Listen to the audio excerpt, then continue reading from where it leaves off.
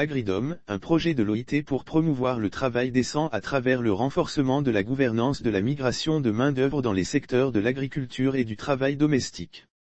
La coopération suisse, le projet de renforcement de la migration de main-d'œuvre dans les secteurs de l'agriculture et du travail domestique, Agridom, mis en œuvre par le Bureau international du travail, BIT, a organisé du 21 au 22 avril 2022 à Assigny.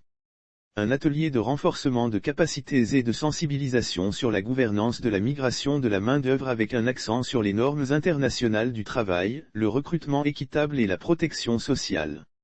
Les objectifs de cet atelier a l'intention des mandants tripartites, gouvernement et partenaires sociaux et acteurs stratégiques des deux secteurs ciblés, vise à améliorer les connaissances des principales parties prenantes sur la gouvernance de la migration de main-d'œuvre.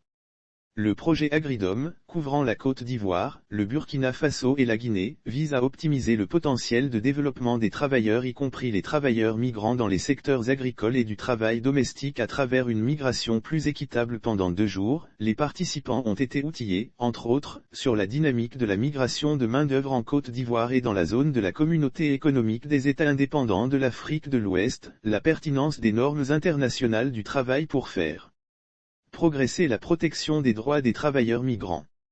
Lire aussi Côte d'Ivoire / création d'emplois verts, le deuxième pôle interrégional de haut niveau de formation du gain initié par le BIT sur les emplois verts ferme le rideau. Les étapes clés et le processus d'élaboration des politiques de migration de main-d'œuvre, les arrangements institutionnels ainsi que la protection et la promotion des droits des travailleurs migrants.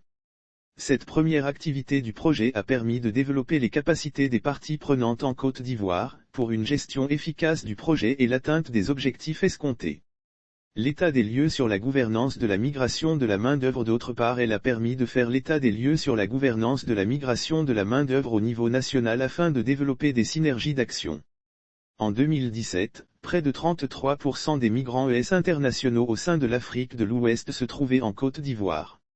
Outre le secteur agricole, le commerce informel et les services, y compris le travail domestique, sont des sources importantes d'emploi pour les travailleurs ES migrants ES à destination de la Côte d'Ivoire, dont 45% sont des femmes.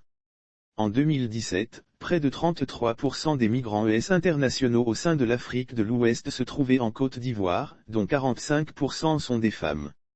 Les participants ont relevé l'importance pour un pays comme la Côte d'Ivoire, un pays de destination pour beaucoup de migrants de la sous-région, mais aussi pays d'origine, de se doter d'une politique de migration de la main-d'œuvre pour optimiser l'impact de la migration, mais aussi la protection des droits des travailleurs migrants à travers la ratification des conventions sur la migration.